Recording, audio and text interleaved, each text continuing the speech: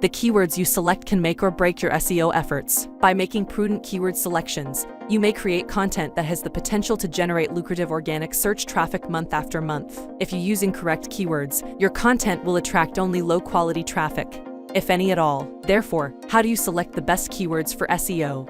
While many individuals confuse this process, the reality is that it is not difficult. In this video, I will share 4 tips to help you choose the best keywords for SEO.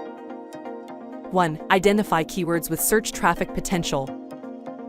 There is no use in targeting a keyword unless people are actively searching for it. That is because ranking highly for a term that no one searches for will not generate any traffic for you. It simply does not have the potential for traffic.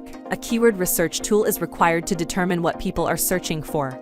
Google provides one for free called Keyword Planner. It operates in a fairly straightforward manner. You enter a topic and it returns related keyword suggestions and search volume. For instance, these are a couple of the suggestions and search volumes it provides for the term cat food. Unfortunately, Google Keyword Planner has a significant flaw. It only displays ranges of search traffic, not actual monthly search volumes. Some of these ranges are also quite large. As you can see, a few keywords fall into the 10 to 100,000 range. This makes it extremely difficult to decide which ones to prioritize. As the range is so wide, there is no way to tell whether a keyword receives 10,000 monthly searches, 50K, 80K, or 100K. There is simply no way to know. To obtain specific keyword search volume estimates, a third-party tool such as SEMrush Keyword Overview. This tool operates similarly to Google Keyword Planner. When you enter a topic or seed term, it returns keyword suggestions and monthly search volume. The distinction is that the search volume estimations are significantly more precise, and you typically receive significantly more ideas than with Google Keyword Planner. For instance, if we enter the seed term cat food,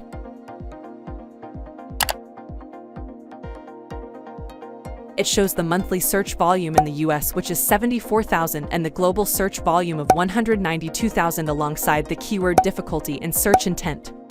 We also receive over 147,000 keyword variations, 26,000 questions, and 1,700 related keywords. In general, keywords with a larger search volume have a greater potential for traffic. However, landing in the top spot for this keyword will be very difficult since the keyword difficulty score is 87%. However, for the term best cat food, the search volume is 40,000 in the US and 57,000 globally, which is still high. But the keyword difficulty is 57%, which is not that high compared to the term cat food. Therefore, when searching for keywords with high potential for visitors, never rely exclusively on search volume. Check if you can rank for that keyword by looking at the keyword difficulty and other important metrics such as the top 10 SERPs. 2. Make sure you are capable of creating content that is relevant to search intent. When users put something into Google, they are attempting to accomplish one of 3 things: learn something, purchase something, or locate a particular web page. This is referred to as search intent. When selecting keywords to target, it's critical to select only those for which you can create content that satisfies search intent. This is because Google will not rank information that is irrelevant to the search query. For some keywords, search intent is clear from the keyword itself. When someone searches Google for how to train a cat,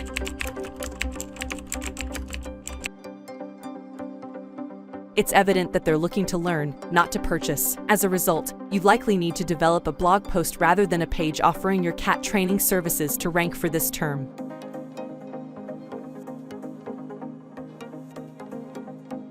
For some keywords, the intent is less clear. Consider the keyword vegan protein powder. Are you wanting to purchase vegan protein powder? Read about the best and worst vegan protein powders, or something else.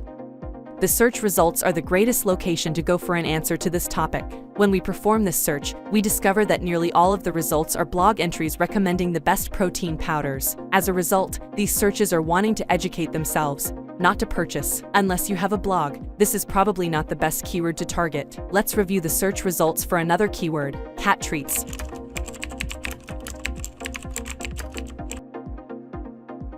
Almost all of the top results in this example are category pages from well-known e-commerce stores. As a result, these searchers are interested in purchasing. Unless you are already an e-commerce store that sells cat treats and you are capable of creating an e-commerce category page for this type of goods on your site, it would be foolish to pursue this keyword if you aren't.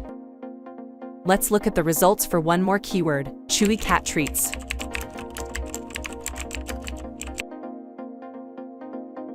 This time, the entire set of findings comes from a single brand, Chewy. As a result, these searchers are looking for a particular website. As a result, we are unlikely to be able to rank for this term because we are not that brand. SEMrush makes it easy to find the search intent of a keyword. Going back to the previous keywords, we can see the search intent of cat food and best cat food is commercial. This means the searcher is looking to buy cat food. We've barely scratched the surface of search intent here. For further information, please subscribe to the channel as I will make a video soon which will dive in more on search intent. 3. Select keywords with business potential. The term business potential refers to how profitable it will be for your business to rank for a particular keyword. If the search intent specifies an e-commerce product or category page, the answer is rather clear. Simply consider whether you sell this product or a variant of it. If the answer is yes, the keyword is commercially viable. However, if the search aim is for a blog post or other informational content, the matter becomes more complicated. That is because you must analyze whether the content naturally promotes your product or service.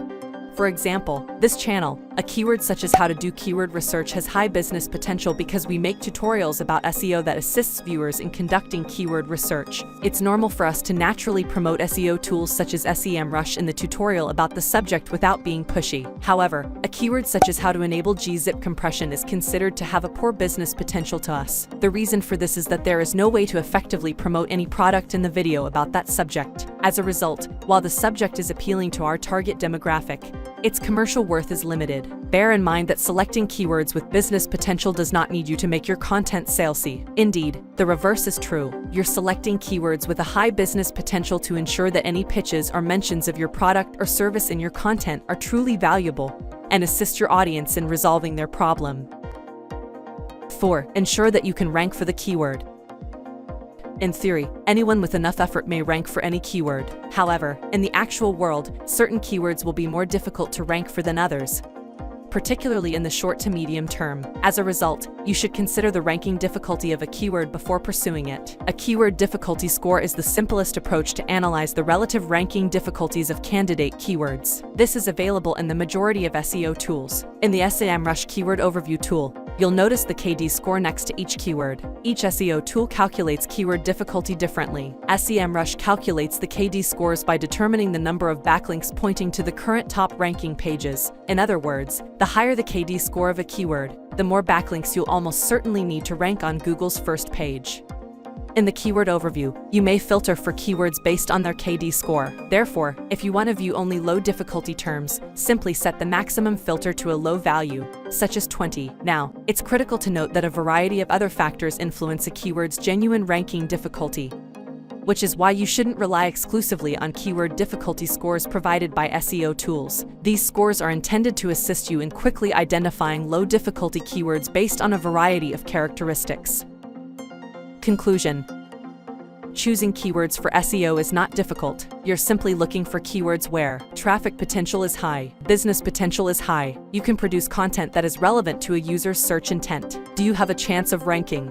Finding keywords that suit the bill may need some sorting, but it is certainly achievable.